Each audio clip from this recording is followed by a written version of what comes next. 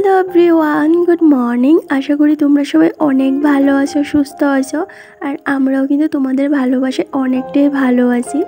আমার এই ছোট্ট পরিবারে আরও একটি নতুন ব্লগে তোমাদের সবারই ওয়েলকাম জানাইতেছি। আর এখন ঘড়ির কাটার সময় হইতেছে সকাল 8টার মতো। তো আজকে ব্লগটা আমি এখান থেকে শুরু করলাম, অবশ্যই ব্লগের সঙ্গে থাকো। আর এইদিকে এই যে সকালে হাজব্যান্ডের ডিউটি আসছিল, তো ও ডিউটি যাওয়ার পর ওর যে জামা কাপড়গুলি বিছনাতে ছাইড়া গেছে এইগুলি বারান্দার মধ্যে যে তারটা আছে তারটার মধ্যে মেইলা দিলাম। তারপরে একটা গামছা আছিল, এই গামছাটা বাস করে রাইখা দিছি। আর এই যে সকালে একটু টুকটাক তো কাজ প্রতিদিনই থাকে, যেমন ঘর দোয়াটা ঠিক করা। তো আজকে না আর এগুলি করতাম না, আজকে ভাবতেছি ঘরটা ঝাড়া দিব, সামনেই তো দুর্গা পূজা। তো পূজার আগে যদি ঘর দোয়াটা একটু ভালো করে পরিষ্কার না করি তাইলে কিন্তু ভালো লাগে না। তো ভাবলাম আজকে এই ঘর দোয়াটা পরিষ্কার করবো, একটা একটা ঘর করে পরিষ্কার করবো। সবটা যদি করতাম যাই তাইলে একসঙ্গে পারতাম না, আর ভালো মতো করতেও পারতাম না। তো আজকে ভাবতেছি বেডরুমটা পরিষ্কার করবো। তো এই অনুযায়ী কিন্তু সকাল থেকে কাজগুলি শুরু কইরাও দিছি। যখনই আমি ঘর দোয়ারটা পরিষ্কার করি, মানে ডিপ ক্লিন করি, আগের দিন রাত্রের থেকেই কিন্তু আমি সেই রকম প্রিপারেশানটা নিয়ে রাখি যাতে সকালবেলা আমার বেশি একটা চাপ না নিতে লাগে। কারণ সকালটা হইলেই দেখবা প্রচুর কাজের চাপ পড়ে জায়গা। তো কালকে রাত্রে কিন্তু আমি বেশ খানিকটা রান্না করে রাখা দিয়েছিলাম। কালকে রাত্রেবেলা মাছ তরকারি আর ডালটা কইরা লাইছিলাম যাতে সকালবেলা ঝটপট করে এই যে ভাত আর একটা বাজা কইরা নিতে পারি। তো এই জায়গায় এই যে ফ্রিজের থেকে ডালটা আর তরকারিটা বার কইরা গরমে বোয়াই দিছি, আরেকদিকে ভাতটাও বোয়াই দিলাম। এবার এই যে চালটা ধুয়ে সেরা ডেকে দিয়া দিব। আর চালের যে দামটা আছে এটার মধ্যে চালটা বাড়তি আছে, মাসের যে গ্রসারিটা আছে এইটা এখনও আইসে না। তো আজকে মনে হইতেছে আয়া পড়বো, গতকালকে গ্রসারিটা অর্ডার করা হয়েছিল। ইউজুয়ালি যেই দিন অর্ডার করা হয় সেই দিনই কিন্তু আয়া পড়ে, কিন্তু এই মাসেরটা এই যে একদিন লেট হয়ে গেছে, তো মনে হইতেছে দুপুর বা বিকেলের দিকে আয়া পড়বো। তো যাই হোক এই বেলার জন্য কিন্তু ওয়া যাবো যে এইটুকুনি চাল আসছিল। তো যাই হোক এইদিকে এই যে ভাতটাও বয়াই দিছি আর ডালটাও গরম হয়ে গেছে এবার মাছ তরকারিটা গরম করবো। ডাল আর মাছ তরকারি তো কালকেই করে রেখে দিয়েছিলাম, আজকে শুধু এই যে কারকোল ভাজা করবো ভাবতেছি, আর তার সাথে একটু ঢেঁড়সও ভাজা করবো। ঢেঁড়সটা বেশ অনেক দিন হয়ে গেছে আনছিল, তো এটা না একটু নেতায় যেতেছিল তো আজকে যদি রান্না না করি তাহলে এটা নষ্ট হয়ে যাবে, তখন আর ভালো লাগতো না খাইতে। তো কারণে ভাবলাম একটু এই যে কারকোল আর একটু ঢেঁড়স ভাজা করবো, তাইলেই হয়ে যাবে দুপুরের যে খাবারটা আছে এইটা। এইদিকে আমি এই যে ঢেঁড়সটা আর কারকোলটা ভালো করে কাইটটা ধুয়ে নিয়েছি, এইবার ঢেঁড়সটা কাইটটা নিতেছি। তো ঢেঁড়সটা কিন্তু আমি সবসময় কাটার আগেই দই, কাইটটা সেটা দইলে এটা বেশি পিছলা হয়ে জায়গা। তো এই কারণে কাটার আগে দইলে দেখবো এতটা পিছলা হয় না, আর কাটতেও সুবিধা হয়, নাহলে হাত পিছলে সেটা হাতও কাটতে যাইতে পারে। তো যাই হোক এদিকে এই যে সবজিটা কাইটটা নিতেছি। আর সকালটা হইলে তো এই যে রান্না বান্নার একটা চাপ থাকে, তো যেই দিন এক্সট্রা কাজগুলি করতে হয় বা ঘর দোয়াটা পরিষ্কার করতে হয় ওই দিন তো আগের দিন থেকে প্রিপারেশন নিয়ে রাখি বা সেই রকম প্ল্যানিং করে কাজগুলি করি। আর সংসারের বাকি কাজগুলি একটু কম করলে অসুবিধা হয় না, কিন্তু এই যে রান্না বাড়াটা এইটা যদি টাইমের মধ্যে না হয় তাইলে একটা টেনশন তৈরি হয়ে যায় যে কী করবো বা এখনও রান্না বান্না সারতে পারছি না, কখন কি করবো, ভীষণ একটা টেনশনের মধ্যে পড়া জায়গা। তো যাই হোক এদিকে ঝটপট করে রান্নাটা সাইডে রান্নাঘরটা পরিষ্কার করে নিয়েছি, এইটা আর আজকে তোমাদের সাথে শেয়ার করলাম না। আর সকালে যে কাজগুলি আসছিল এইগুলিও কিন্তু আমি সকাল সকালেই সাইডে লেছিলাম। ঘুম থেকে উঠছি ওই 6টা কি 6:30টার মতো। তো এই সময় ঘুম থেকে উঠে সকালে বাসি কাজ, সকালের টিফিন সমস্তটা কিন্তু কইরা লেছি, তোমাদের সাথে আর শেয়ার করলাম না। তাহলে চলো এবার এই যে আস্তে ধীরে ঘর দোয়াটা পরিষ্কার করা শুরু করি। তো আগে জিনিসপত্র বিছনাপত্র সবটাই উঠে নিতেছি, ডিপ ক্লিন করবো, যেহেতু ঘরটা আগে ফাঁকা কইরা নিতেছি তারপর পরিষ্কার করবো। প্রতিদিনে তো উপর কইরা সেটা পরিষ্কার কইরা রাখি, কিন্তু মাসে একবার যদি ডিপ ক্লিনটা না করা হয় তাইলে দেখবো ঘরের অবস্থাটা কিন্তু খারাপ হয়ে যায়। কিন্তু কী করতো আমার কাছে এতটাও সময় থাকে না বা এতটাও সময় পাই না যে প্রতি মাসে একবার করে সেটা ঘরটা ডিপ ক্লিন করবো। কারণ এই যে এত সব জিনিসপত্র সরাইয়া ছাড়া ঘর দোয়ার পরিষ্কার কইরা আবার গুছাইয়া রাখা অনেকটা সময় দিতে লাগে। তো যখনই হাতে একটু সময় পাই, সময় সুযোগ হয়, তখনই কিন্তু কইরা নেই। কিন্তু ওই যে একটা রুটিন মাফিক যে করাটা, এইটা আর করতে পারি না। তো যাই হোক, তারপরেও প্রতিদিন যেহেতু একটু একটু করে পরিষ্কার কইরা রাখি, দেখতে এতটাও খারাপ লাগে না। ঘরটা কিন্তু সবসময় পরিষ্কারই থাকে আর একদম ঝকঝকে করে। কারণ একার সংসার বুঝতেই পারো, যেইটা আমি করবো সেইটাই হইব, আর যেইটা করতে পারি না সেইটা তো হয়ই না। এদিকে সমস্ত জিনিসপত্র ওই যে সামনের ঘরে নিয়ে রাখলাম। তারপরে এবার এই যে ভালো করে যে ঝুলগুলি আছে এগুলি পরিষ্কার কইরা দিতেছি। আর এই যে বাইরের অবস্থাটা দেখো, সকালবেলা না ভীষণ সুন্দর রৌদ্র আসিল, আর এইটুকুনির মধ্যে দেখো আকাশটা একদম মেঘলা করে আয়ে পড়ছে, মনে হইতেছে এখনই বৃষ্টি আইব। তো যাক বাবা, ভালো হয়েছে, কারণ যা একটা গরম পড়ছে, এই গরমের মধ্যে কাজগুলি করতে না ভীষণ অস্বস্তি লাগতেছিল। তো যেহেতু একটু বৃষ্টি আইতে কাজগুলি করতেও বেশ ভালো লাগবো। আর এরই মধ্যে কিন্তু বৃষ্টি পড়াও শুরু হয়ে গেছে। ওই যে দেখো বাইরে কত হাওয়া দিতে আছে, আর একটু একটু বৃষ্টিও পড়তেছে। তো ঘরে বেশ একটা ঠান্ডা ঠান্ডা বাতাস আইতেছে, কাজগুলি করতে বেশ আরামও লাগতেছিল। তো এরই মধ্যে আমি উপরের জায়গাটা যে ঝুলগুলি আছিল এগুলি পরিষ্কার করে নিছি, ওই যে মাকড়সার ঝুলগুলি এগুলি। তারপরে এই যে জ্বালানার যে নেটগুলি লাগানো আছে এগুলি খুললে সেটা ভালো করে জায়গা দিতেছি। এইগুলির মধ্যে না বেশি ধুলা জমে। তো এগুলি এই যে ঝাড়ুটা দিয়ে একটু ভালো করে পরিষ্কার কইরা দিলাম। আর আনলার মধ্যে যে কাপড়গুলি আছিল এইগুলি সরাইয়া রাখছি।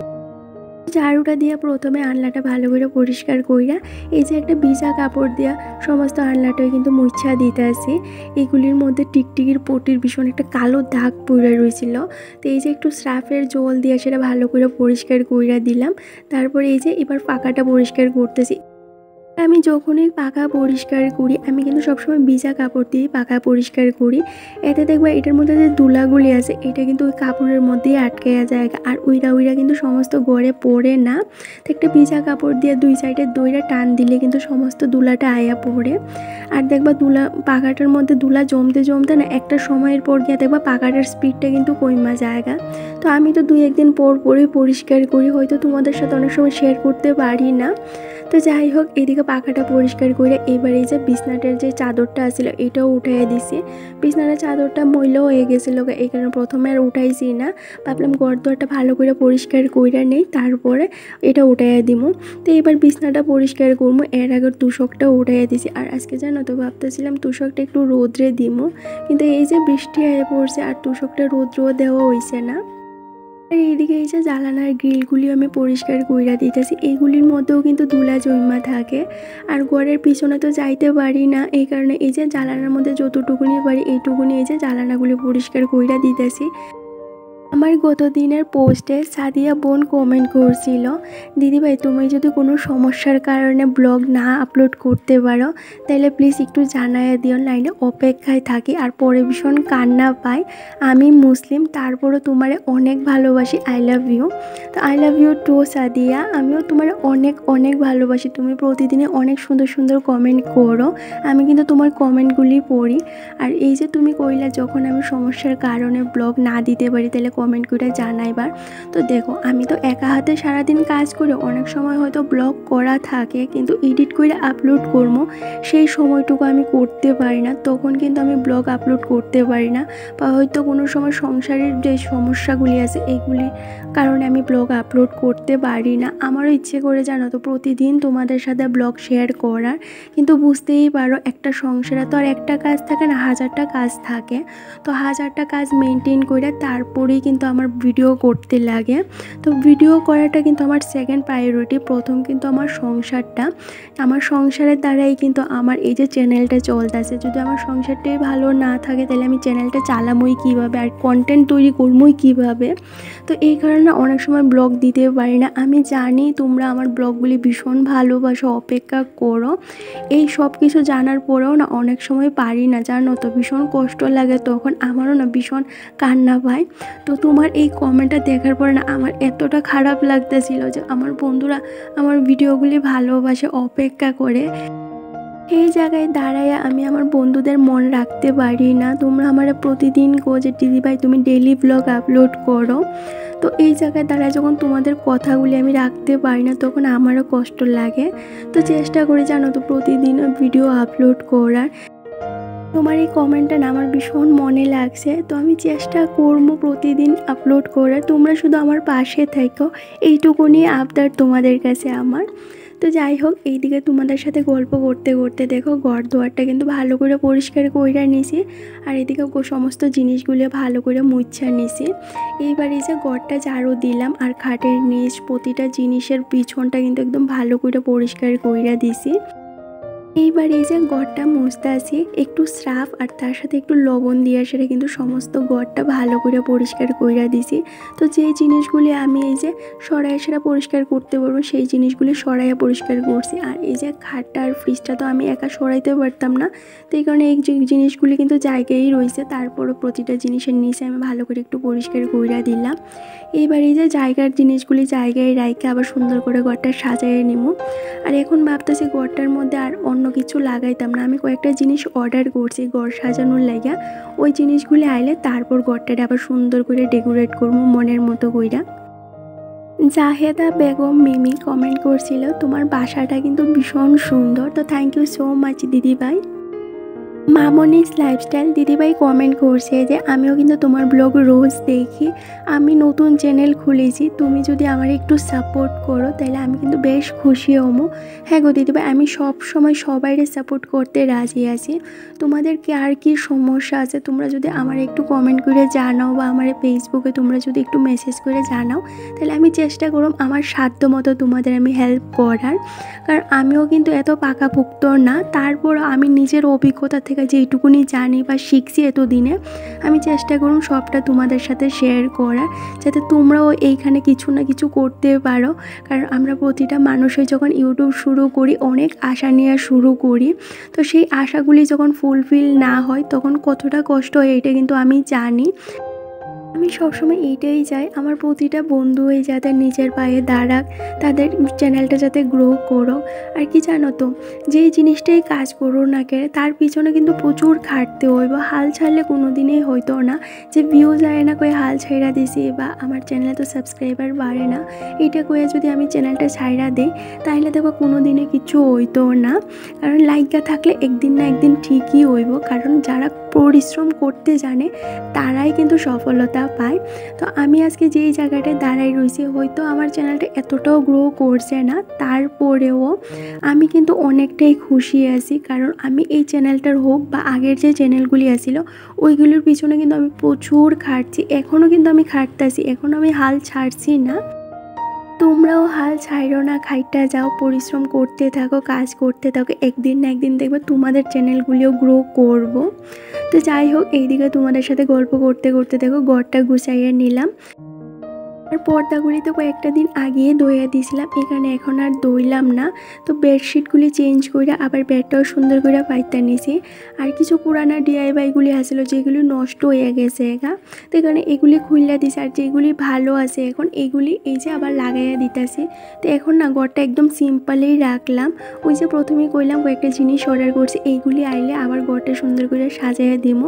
আর প্রথমে ভাবছিলাম জিনিসগুলি একটু এদিক সেদিক করে ঘরটা আবার সুন্দর করে একটা লুক দেওয়ার চেষ্টা করবো, কিন্তু কি করতো আলনাটা না অন্য কোনোখানে রাখার জায়গা হইতাছিল না। যদি ওই যে খাটের পাশে রাখি তাইলে জ্বালানাটা বন্ধ হয়ে যাইব গা। তো এই বাধ্য হয়ে সেটা এক প্রকার ওই যে আগের জায়গা মতোই আমার রাখতে লাগছে প্রতিটা জিনিস, আর নাইলে গড়ে না অনেকটা জায়গায় কম হয়ে যাইতেছিল গা। দেখতেই তো বাবা আমার ঘরে এত বেশি জায়গা নাই, তো চাইলেও আমি জিনিসগুলি না এদিক সেদিক করে রাখতে পারি না। তো ঘরে যদি একটু হাঁটা চলার জায়গা না থাকে তাইলে আবার বেশ অসুবিধা হয়। তো এইদিকে আমি যে জামা কাপড়গুলি আছিল এগুলি চেয়ারের মধ্যে বাস করে রাখলাম। আর এই যে র্যাকটাও কিন্তু ভালো করে ধুইয়া দিতেছি। আর আমার জীবনটা না এত বিলাসবহুল জীবন না, একদম সাদামাটা জীবন। আমার ঘরেও একদম দামি দামি জিনিসপত্র নাই, তারপরেও যে জিনিসগুলি আছে এইগুলিরই এই যে দইয়া মুচ্ছা পরিষ্কার কইরা আবার সুন্দর করে সাজায় রাখার চেষ্টা করি। আমি এইটা মানি যে ভালোবাসা আর একটু বুদ্ধির দ্বারা দেখবা একটা ছোটোখাটো ঘরে কিন্তু স্বর্গে পরিণত করা যায়। এদিকে আমি ঘরটা পরিষ্কার কইরা সমস্তটা আবার গুছাইয়ে নিচ্ছি, সঙ্গে সঙ্গে কইরে পরে কুর্মো করে সেটা রাখছি না, কারণ শরীরটা এতটাই খারাপ লাগতেছিল, এখন যদি না করি তাইলে আর পরে করতে পারতাম না। তো এদিকে এই যে ঘরটা গুছাইয়ে সেটা স্নানটাও সাইরায় পড়ছি। এখন সময় হইতেছে ওই 4টা সাড়ে 4টার মতো। তো দুপুরে খাওয়া দাওয়াটা সাইরা এই যে কাপড়গুলি সিঁড়ির গড়ে মেলা দিতেছি। আমার ঘরটা ছোটো হইতে পারে, কিন্তু আমার এই ছোট্ট ঘরটাই কিন্তু আমার কাছে স্বর্গ, আমার ভালোবাসার জায়গা। বিকেলের পর আর ব্লগটা কন্টিনিউ করতে পারছি না, তো আজকের জন্য এই পর্যন্তই। টাটা।